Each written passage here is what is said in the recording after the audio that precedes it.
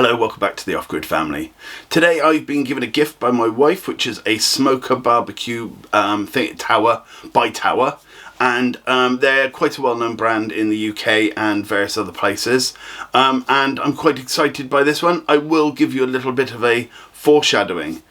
Watch this video before starting to put yours together, just in case there's pieces that aren't in there. Yeah, that's all I'm saying. You know, I wouldn't know because this hasn't been done after the fact, of course. So yeah, just be warned, watch the video first before even taking yours out of the box if you can help it.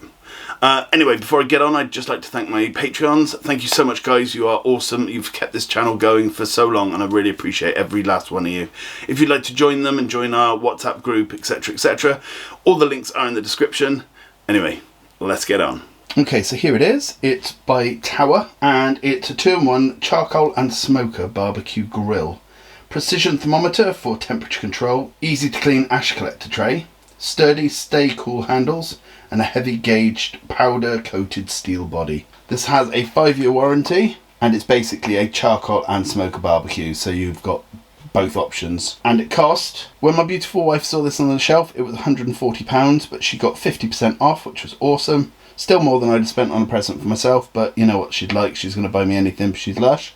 But let's have a look inside it, and let's see what it can do and so on, and we might be able to make something quite nice. Okay, before we take a look inside, this is the back, and it says, the spacious 2-in-1 smoker and barbecue grill allows you to cater for 4 to 6 people, cooking enough food for everyone at once. Generously sized water pan creates steam to keep the tender meats moist while infusing them with a rich smoked flavour. The built-in thermometer is a great cooking companion for efficient grilling results, whilst airflow control vents allow steam to escape and oxygen to enter to prevent the barbecue from overheating. Including an ash collector tray to prevent mess and for quick, easy cleanups. Okay, and then it's 2-in-1 charcoal and smoker barbecue, high-grade heat-resistant steel body, temperature gauge for heat control, ventilated steel door, sturdy stay cool handle, water pan for moist succulent meats and veg, safe and sturdy splayed feet, fully removable lid with handle, 2 robust side carrying handles, adjustable air extraction for the lid, 2 chrome plated cooking grills. Cooking height is 30 and 77 centimeters, or 32.77, sorry. The cooking grid is 42 centimeters in diameter. Product size is there, it's height 107, width 56.5, and depth 55, and that's all in centimeters. And there is a cover for it, but it's sold separately. I will be making something to put this in outside, so it's sort of like away from the weather. Okay, so let's get into this beauty, shall we? I'm using another very cheap knife I got off the internet. I believe this one was from AliExpress, and I think it cost me £3. And to be honest, it's not a bad knife. I've used this a few times now, and it seems to be able to keep its blade, and it's very, very sharp, and yeah, comes with a sheath and all that. £3. Can you get any better than that?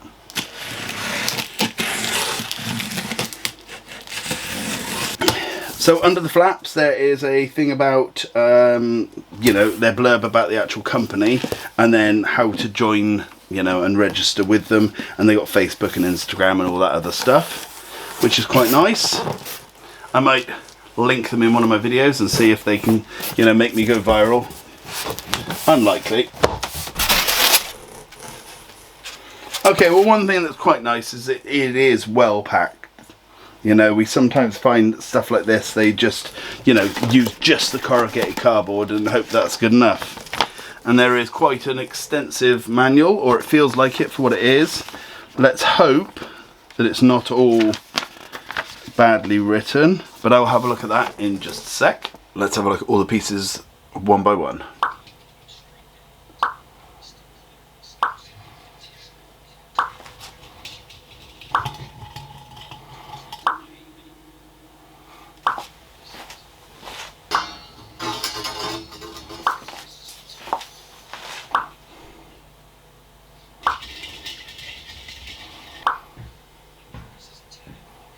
Okay, and this is the last bit that came as is, so let's have a look inside this.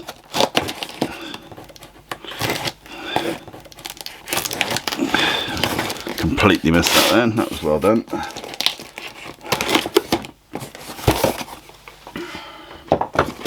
After this, we'll have a look at the actual manual and instructions and see if they're any good. Okay, I quite like when they do this. I'm a bit concerned that there's nothing in them. I'm hoping that just means that they were surplus to this one. But okay, so these are all the peripherals, all the little bits and bobs. I'm assuming that, yeah, there we go, thermometer's there. It says I'm hot, that's nice. So yeah, we'll have a look at all this properly in a second. I will put it all out in a nice little arrangement in a second.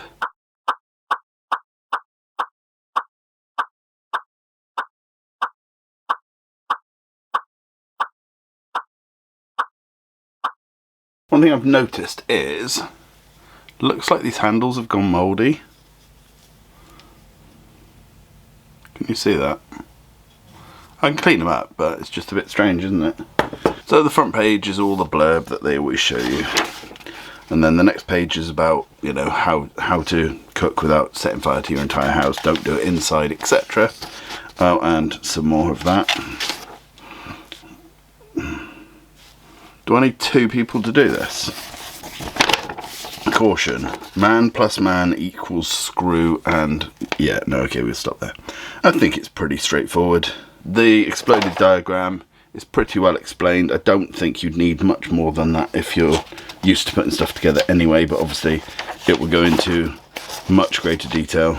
Let's start putting it together. Okay, just to show you, this is the screwdriver I'm going to be using for this build. And it's an electric screwdriver, very small form factor and very quiet. And I'll be using that for every screw that we use within this build. If you want to see the entire video of the review of this, I'll put a little doojit up there, or there, you know. I can never remember where it is. Okay, so the first stuff we need is these big bits and this side of the bits and bobs. Now I'm going to cut from the top just to make life easier to find it. Sometimes I cut from the cardboard, sometimes I pull it out.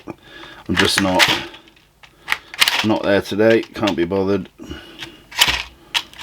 Okay, and so the first part says you want feet on this, and obviously this is the base of it, so that's what we're going to do. Okay, the next part. We're going to need a multitude of screws and stuff again, and we're going to need these 3 things and this thing. Okay, so the next thing we're doing is we're going to be putting on the clips and the thing for getting all the soot and ash and so on out.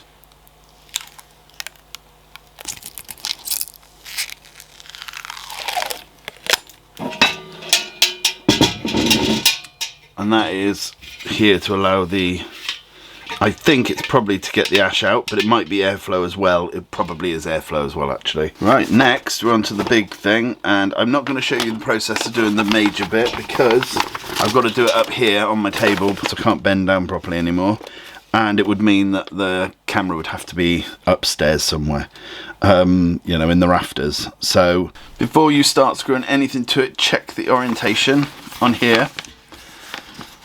This bit here is the bottom, so just always check which way up and so on. Okay, so this is the next bit I'm doing, as I said, and I've got all of these ready, and I'm just going to breeze through this bit and this bit, and this bit, and then I will, you know, if there's anything I find tricky or whatever, obviously I'll just slow it down and show you. Okay, I've come across the first problem with this manual, or with this instruction booklet. Obviously here we've got, it's detailed enough, you know, you do have to look really, really close. For example, the eye down here, I actually couldn't see that at first, but yada yada. But it's got everything you need here, and it's straightforward once you have a quick look at it. Sometimes it can be a little confusing.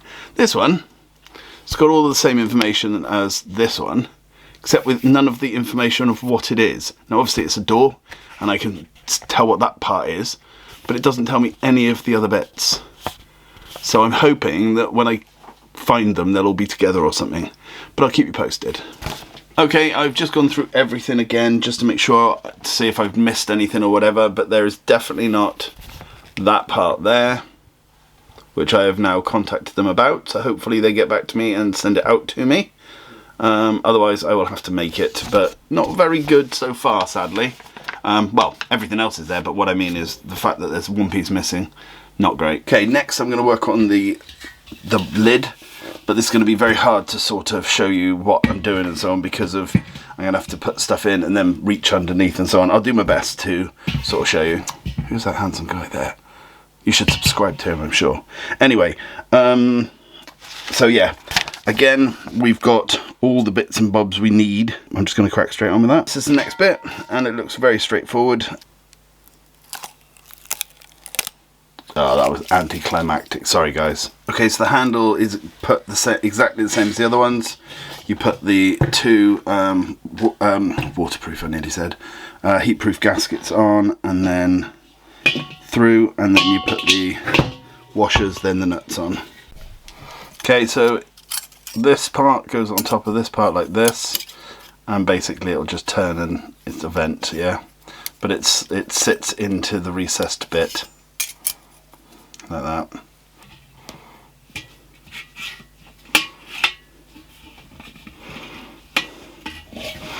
See, I don't like that. Okay, so the one little negative I've got here, when you turn this, did you see that? No, I'm not opening the vent yet. But now, if I push, and now I come back, it won't shut properly. If I grab it and push it back properly, now it shuts almost fully, but it's very hard to get it to fully close, which is a bit of a pain. But, you know, it's not nothing major, look, we're talking a few millimeters. But I don't see why this bit here, like the underneath bit, wasn't actually just part of this. But there must be a reason. Okay, so the last thing I need to put on is the thermometer.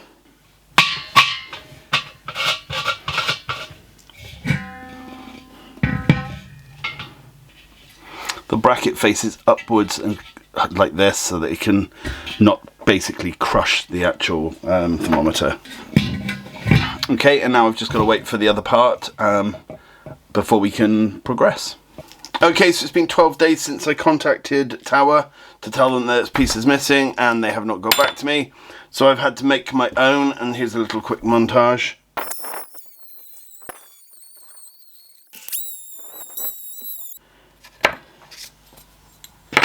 So all I'm going to do now is put this together, hopefully, and hopefully it'll work. I literally haven't done this yet, so I don't know if I've even got this right. The instructions are wrong too. They say to put a washer on this bit, but then it won't fit through, so that doesn't work. Right, so we'll have a washer on this side instead. And then, do you know what, I'm going to close it up on washers. I'm going to have it up like this. I may have to put some more washers in to sort of move it out a bit, because I didn't put any of the bends in it that I do need. Yeah, we're definitely going to need another washer.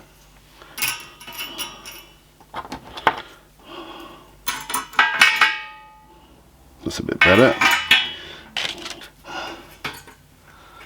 And then the nut, but what I'm going to do in a sec is when I tighten it up, I'm going to have the handle facing downwards and the actual lock facing upwards, so it always falls into the locked position. Okay, so there we go.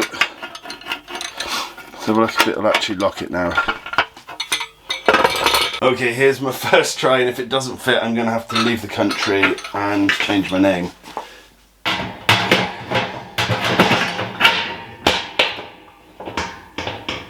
Yes, okay, cool. Alright, I was genuinely worried.